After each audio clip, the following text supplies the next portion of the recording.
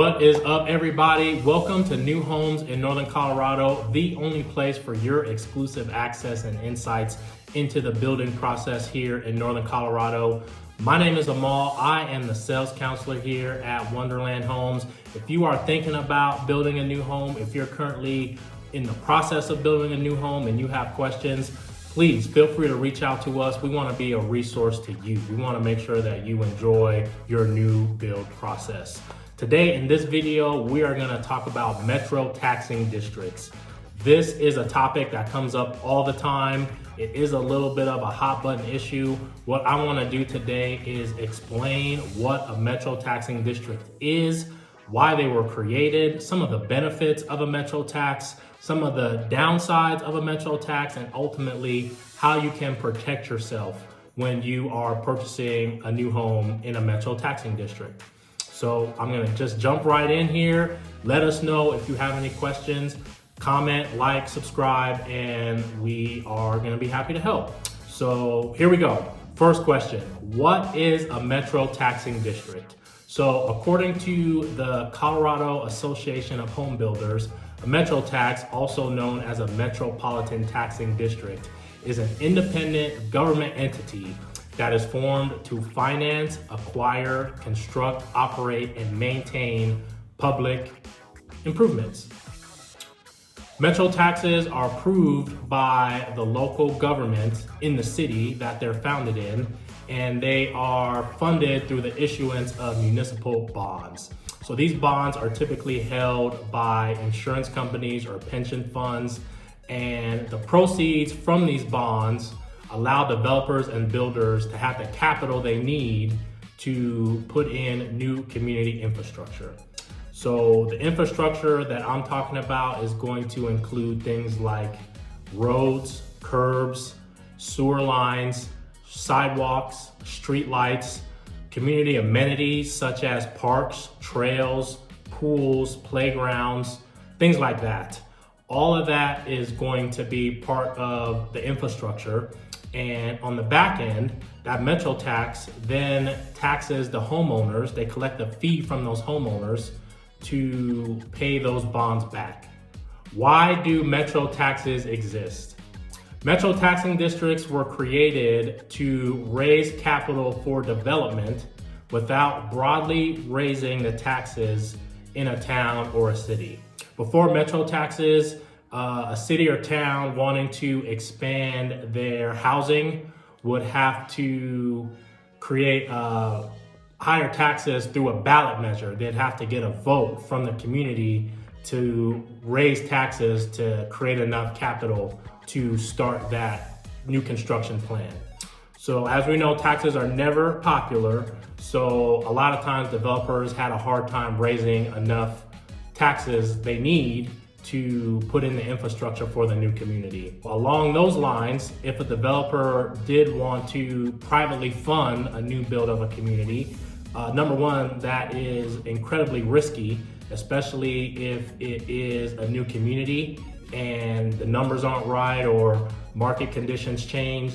That developer or builder can have a lot on the line if it doesn't come through. So because of that, the builder or developer will a lot of times charge more per house to help recoup the funds that they put out to put in the infrastructure for the home. So millions and millions of dollars get put in up front just to get the bare minimums in the community to even start construction.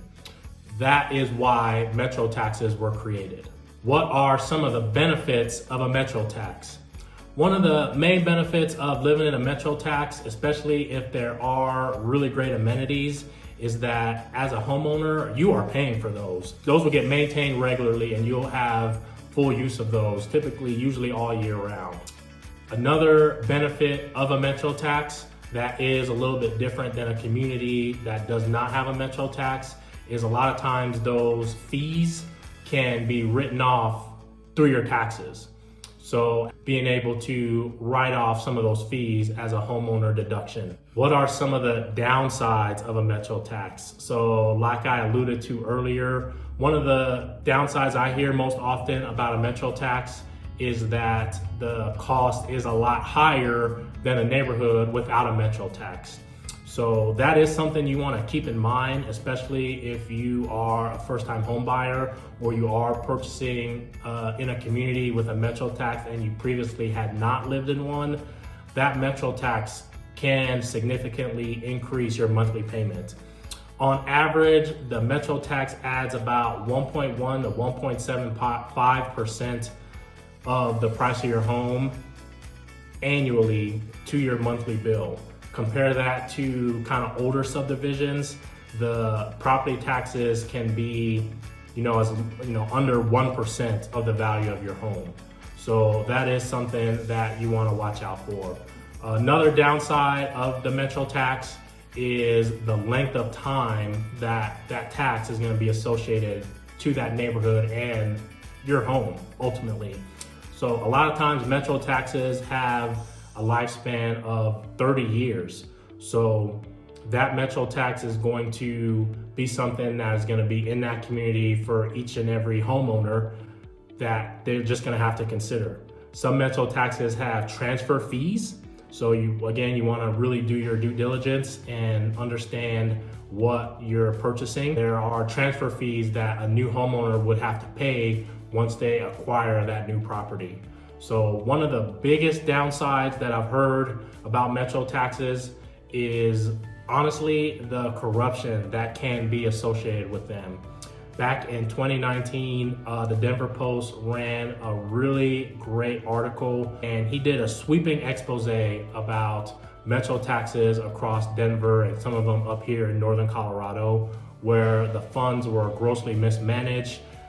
There was not transparency on who held these bonds, how these bonds were being paid out, how much debt was being associated with the bonds, and it really shed a lot of light on a process that wasn't really well known, and it caused a lot of people to step back.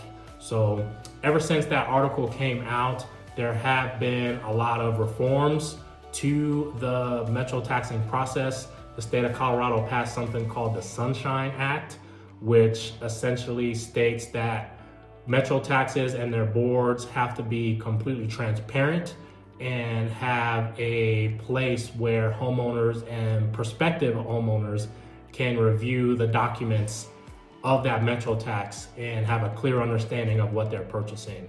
Going into my last point here, how do you protect yourself from a metro tax if you're thinking about buying a home within a community that has one of these? So the number one thing that I started to mention is to do your due diligence.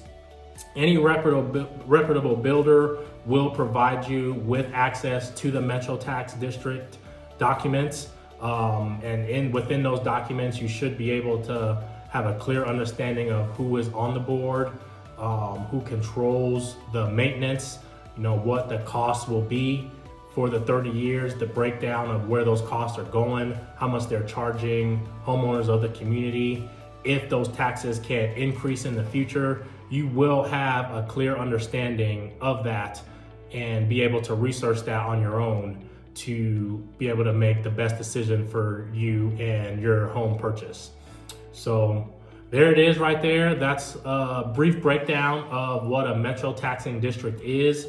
I could go for days and days on this. If you do have any questions and I can help you kind of sort through what your metro tax is offering or what it's saying, feel free to reach out and we will be more than happy to help. So thank you so much for watching. My name is Amal. This has been New Homes in Northern Colorado, and happy building.